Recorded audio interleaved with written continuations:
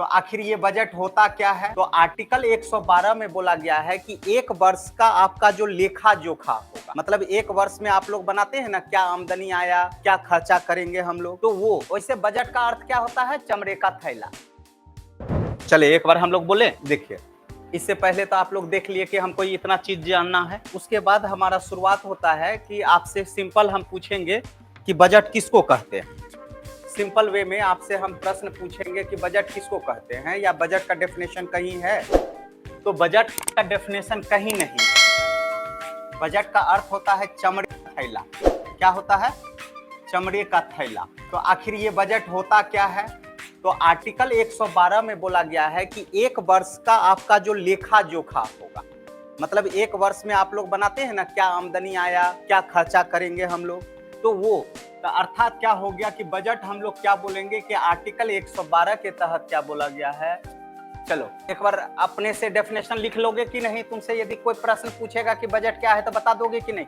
वित्तीय वर्ष, चालू वित्तीय वर्ष और आगामी वित्तीय वर्ष का लेखा जोखा क्या कहलाएगा? बजट कहलाएगा। तो चालू आगामी वित्तीय वर्ष अर्थात क्या हो गया? 24-25। चालू वित्तीय वर्ष क्या हो गया? 23-24। और पूर्व वित्तीय वर्ष क्या हो गया? 22-23। ठीक है, इसका लेखा जोखा क्या कहलाएगा? बजट कहलाएगा। आराम से लिख लोगे? बोलो हाँ ना? ठीक है। बजट का डेफिनेशन आपके संविधान में है तो नहीं है। तो आर्टिकल 12 में क्या कहा गया है? बताया गया है, मतलब लेखा जोखा। वैसे बजट का अर्थ क्या होता है? चमड़े का थैला। ठीक है, दिमाग में सेट हो गया। पहली बार कंपनी द्वारा बजट कब प्रस्तुत किया गया? कौन किए थे? प्रोफेसर फिलिप द्वारा। ठीक है। 1860 में कौन प्रस्तुत किए थे? आर.के. सुब्रमण्यम सेठी द्वारा। उसके बाद पहला गणतंत्र जॉन मथाई द्वारा। कब? 1950 में। सर्वाधिक बार बजट कौन प्रस्तुत किए हैं? मोरारजी देसाई। ठीक है। और उसके बाद सेकंड नंबर पे और थर्ड नंबर पे कोई दिक्कत है?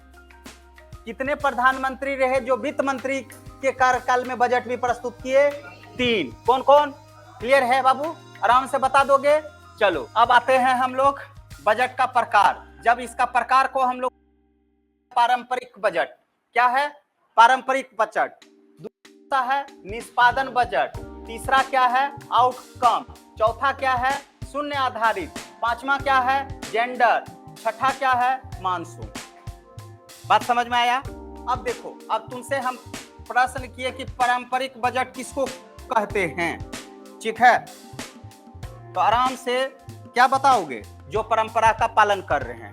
जैसे एक फिल्म देखा है, अमिताभ बच्चन लंदन गए पढ़ने के लिए, तो बेटा को भी भेजा लंदन भेजने के लिए। ठीक है, उसका भी जो बेटा होगा तो उसको भी पढ़ने के लिए कहाँ भेजा? लंदन भेजा। मतलब परंपरा का पालन कर रहा है कि यदि हमारा पिताजी वहां पढ़े थे तो हम भी वहीं पढ़ेंगे, है ना? ये परंपरा चली आ रही है। ठीक है, तो उसको पारंपरिक बजट बोले। और ये स्पेशल मजदूरी सब वाला के लिए होता है, वेतन, ये सभी के लिए, तो इसको हम लोग पारंपरिक बजट कहते हैं। क्लियर हो गया? ठीक है। निष्पादन बजट। अब कोई भी हम लोग बजट कर रहे हैं, प्रस्तुत कर रहे हैं, तो जब तक हम लोग निष्पादन काम को खत्म नहीं करेंगे तब तक हम लोग उसको बजट नहीं बोलेंगे। मतलब उससे हम लोग लगाएंगे कि क्या आमदनी होगा, क्या नहीं होगा, इसको हम लोग बोलेंगे निष्पादन बजट। इसी निष्पादन से जुड़ा हुआ है कम, कितना इनकम होगा।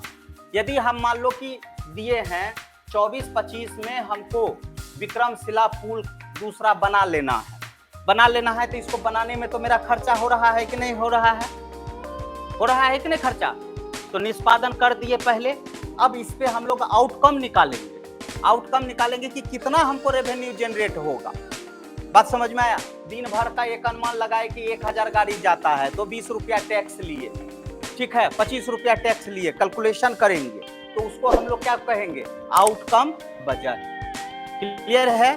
तो और ये इसी निष्पादन बजट से जुड़ा हुआ रहता है कौन सा? आउटकम। कोई दिक्कत है?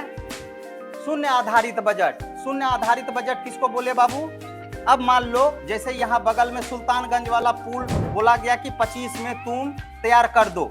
ठीक है, 25 में भी नहीं बना, 26 में भी नहीं बना, 27 में भी नहीं बना। हर बार जब बनाता है तो पुल का जो है पहिया जो है पाया जो है गिर जाता है। ठीक है, अब देखा कि कुछ ना कुछ तो इसमें कमी। ऐसा करो एक बार हो सकता है कि इस जगह को चेंजिंग करो, ठीक है। अब इसमें मेरा कितना खर्च हुआ है उस खर्च को हम भूल जाते हैं, इस खर्च को हम क्या करते हैं, भूल जाते हैं। अब नए सिरे से हम क्या करेंगे, बनाएंगे।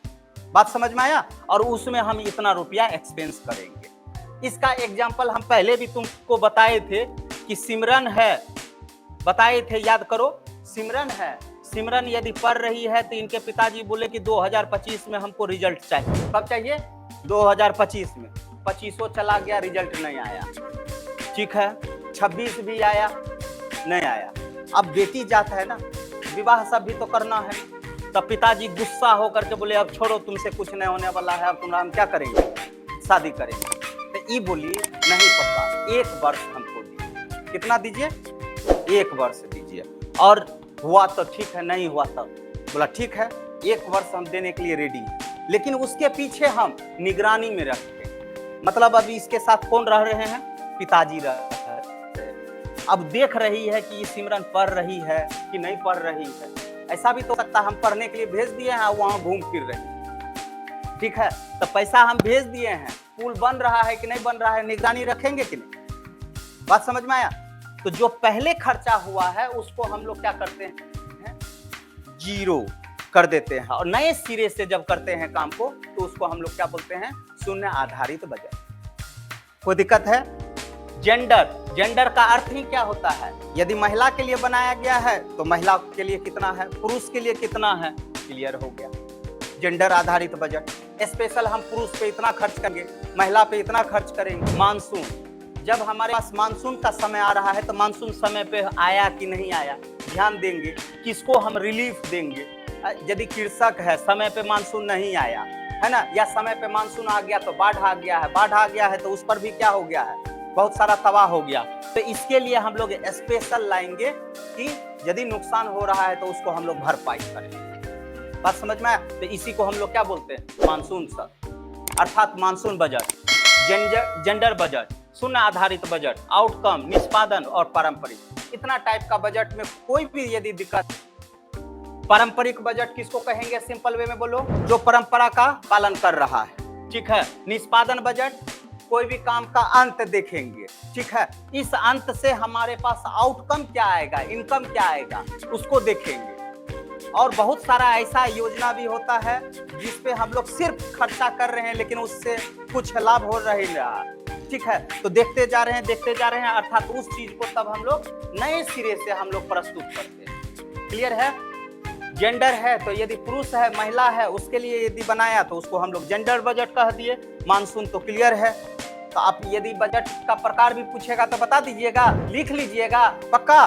ठीक है, इसका हम दे देंगे PDF, उसको राइट डाउन कर लीजिएगा। बजट का स्वरूप, इसको समझ लिया तो तुम बजट समझ लिया, और इसको समझ लिया तो पूरा जितना भी आता है कल जब PDF दिखाएंगे तो लगेगा ओ माय गॉड इतना इजी था। बजट को हवा बना देता है, बजट से क्वेश्चन पूछेगा। अब जो फैक्ट है वो तो याद करना है। अब तुमसे हम प्रश्न किए कि राजकोष से घाटा कितना हुआ है, तो निकाल दो, जितना भी हुआ होगा निकाल दो। जाओ, बजट कैसे सीखेगा, का स्वरूप, या इसी को हम लोग क्या कहते हैं, प्रारूप। अच्छा, एक चीज बताइए हमको, संजू, आपके पापा जी 5,000 रुपया भेजते हैं तो आप 5,000 रुपया का ही ना खर्च करते हैं? हाँ, ऐसा होता है क्या? 5,000 भेजते हैं, 10,000 खर्चा करते हैं? कोई ऐसा है? हाँ, हो सकता है, सरकार करेगा। क्यों? तो यहाँ हम क्या कर रहे हैं, अनुमान कर रहे हैं कि इस चीज पे, इस मद पे इतना खर्चा करेंगे। फिक्स है कि आएगा तो कितना हमारे पास, 5,000 आएगा, तो व्यय भी हम लोग उसी का अनुसार बनाएंगे। तब हमारा उसको क्या कहेंगे, बैलेंस बजट है। मतलब जितना आमदनी है उतना ही मेरा क्या है, खर्चा है। बात समझ में आया?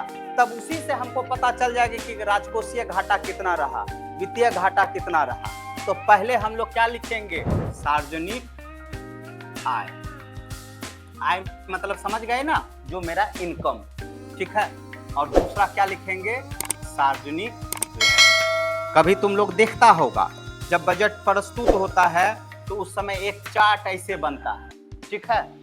यहाँ लिखा रहता है आय, GST से इतना, इससे इतना, इससे इतना, इससे इतना, और एक दूसरा चार्ट बना रहता है, इस पे हमारा व्यय होगा, व्यय चार्ट।